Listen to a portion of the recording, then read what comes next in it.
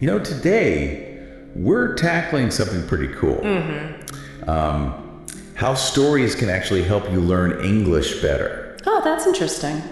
I know you're interested in improving your English, so we're going to dig into this article from Cambridge English. It's called Learning English Through Stories. And they're like the authority on this. Right. What we're going to do today is go beyond just like what this method is. Right. We're going to figure out why it actually works. I think that's key, the why behind it. Yeah. Because anyone can tell you to read more. Right. But understanding how stories actually interact with our brains and help us learn languages, I think that's really what makes a difference. It's like when I was a kid, my grandma would read me all these stories before bed. Oh, yeah. And years later, I could still remember the characters, the adventures they went on. And even in the article, it talks about the author Karen Saxby and how her grandpa's stories have stuck with her all these years. Yeah, that's because stories tap into something powerful. Like, think about it. When was the last time you tried to memorize a list of vocabulary words and actually remembered them a week later? Never. Right. Probably not often. No. But a good story, those stick with us. Totally. Like, you get pulled into their world. Yeah. Like when I watched The Lord of the Rings for the first time, I felt like I was right there with Frodo on his quest. There's a scientific reason for that. Is there really? Our brains process stories differently than, say, a textbook. Okay. So when we connect with characters emotionally, it's almost like our mirror neurons start firing. Mirror neuron? Yeah, these are the same neurons that activate when we do something ourselves. Wow. So by feeling what the character feels, we're also like internalizing the language they use. It's almost like learning by osmosis. That's amazing. It makes sense though. If I'm trying to memorize the word melancholy, it's just a word on a page. Right. But if I read a story about a character experiencing a deep sadness after losing someone they love, suddenly that word has weight. It has feeling, it sticks. Exactly. It's not just about memorization. It's about understanding and feeling the language. Dang it. Think about it. For centuries, humans have passed down knowledge through stories. History itself is just a collection of stories. That's true. From ancient myths to, well, your grandma's bedtime tales. Okay, but let me play devil's advocate for a second. Haven't we all read a book and loved it? But then a week later, we can barely remember the plot. Right. So how does this translate to actually learning English? That's a great question. And it's where being intentional with your story choices comes in. Okay. In the article, Karen talks about choosing stories like you're picking a book for a child. Okay. Does it have relatable characters? Is the plot engaging? And critically, is the language level appropriate for your current English skills? Right. So not too easy, not too hard. Exactly. Too easy, and you won't learn much new. Too difficult, and you'll get discouraged. So it's all about finding that sweet spot. Yeah. A story that challenges you just enough to keep you pushing forward. Yeah. Okay, speaking of challenges, the article mentions these two different texts about animals.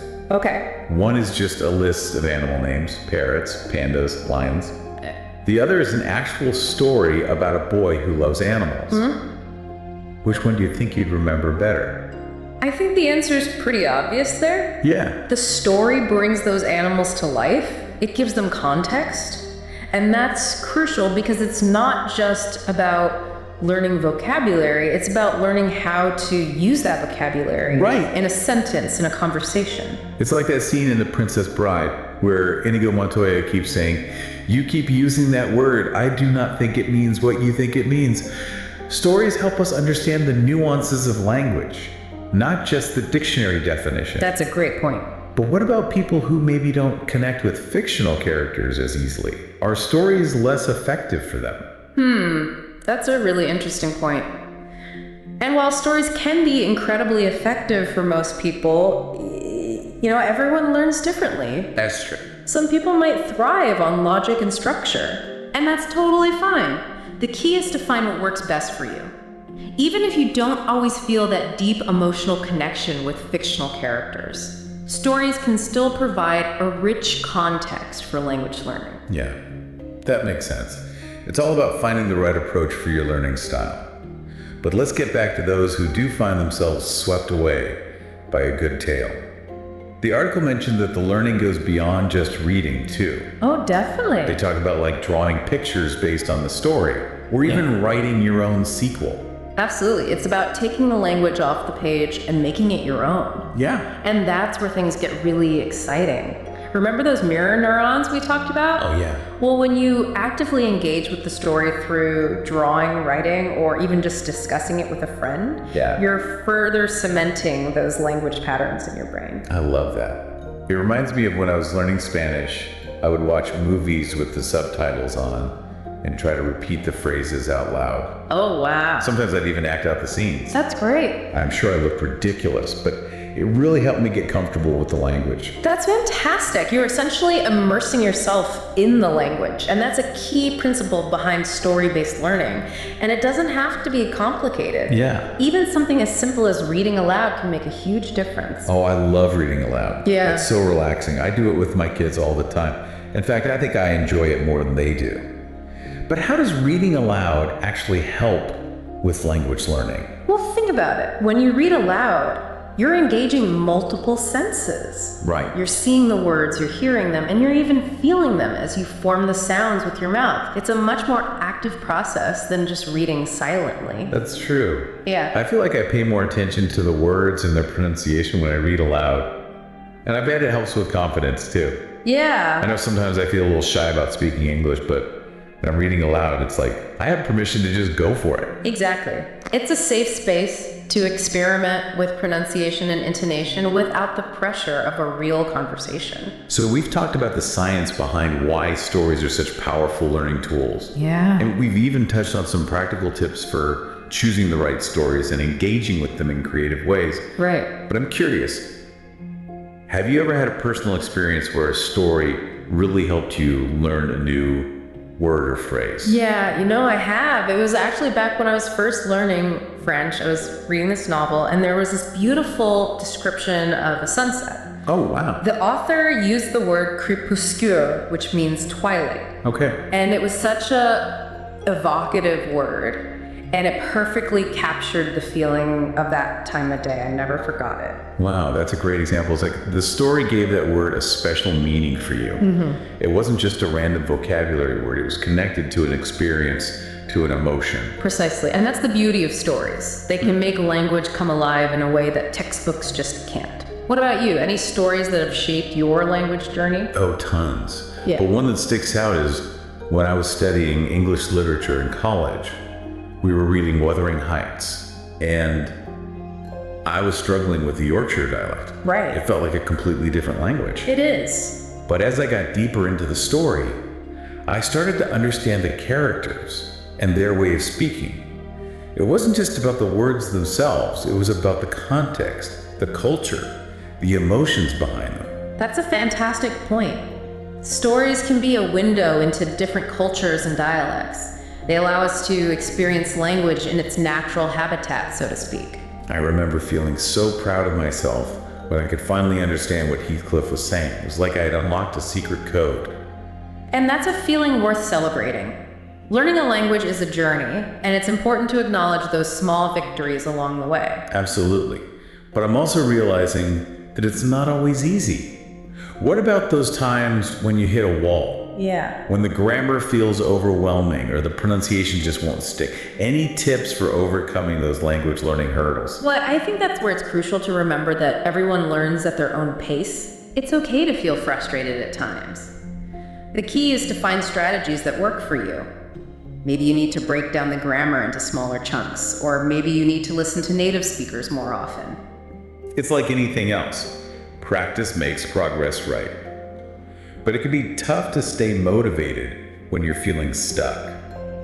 Do you have any advice for staying engaged with English learning, even when it feels challenging? One thing that always helps me is to remember why I'm learning the language in the first place. Oh yeah. What are my goals? What do I want to be able to do with this language?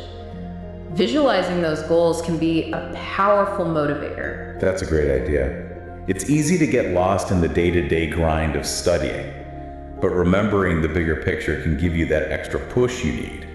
Maybe you want to travel to an English-speaking country, or maybe you want to read your favorite books in their original language. Exactly. Those goals can keep you going when the going gets tough. And remember, learning a language is a lifelong journey. There will be ups and downs, but it's all part of the adventure. So we've covered a lot of ground today, from the science behind story-based learning to practical tips for choosing stories and overcoming challenges. We have. But before we wrap up, I want to circle back to the article's advice about thinking like you're choosing a book for a child. Right. I think that's such a brilliant framework because it forces us to consider the elements that make a story truly engaging. I completely agree. It's about finding stories that spark our curiosity, that transport us to different worlds, that make us feel something. Yeah. And when we find those stories, the language learning just flows naturally. I'm already thinking about all the amazing stories I want to explore. Yeah. But before I get lost in a bookstore, let's take a quick recap of what we've learned today. Sounds good. We started by diving into the why behind story-based learning, exploring how stories engage our brains differently than traditional language learning methods. Right. We talked about the power of emotional connection, mirror neurons, and the way stories help us internalize language naturally. We also discussed practical tips for choosing stories that are both engaging and appropriate for your current language level. Yeah. And we explored creative ways to extend the learning experience beyond reading, such as drawing, writing, and even acting out scenes. And we touched on the importance of finding your own learning style, setting realistic goals, and celebrating those small victories along the way. I feel like we've packed a lot into this deep dive. But before we go, I want to leave our listeners with one final thought to ponder.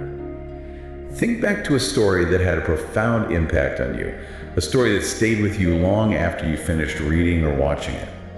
What was it about that story that resonated with you so deeply? Was it the characters or the plot? The language itself? And how did that story maybe subtly shape your understanding of the world or even yourself? Oh, that's a great question to think about. It's like those stories become a part of us. Exactly. And as you continue learning English, pay attention to those moments.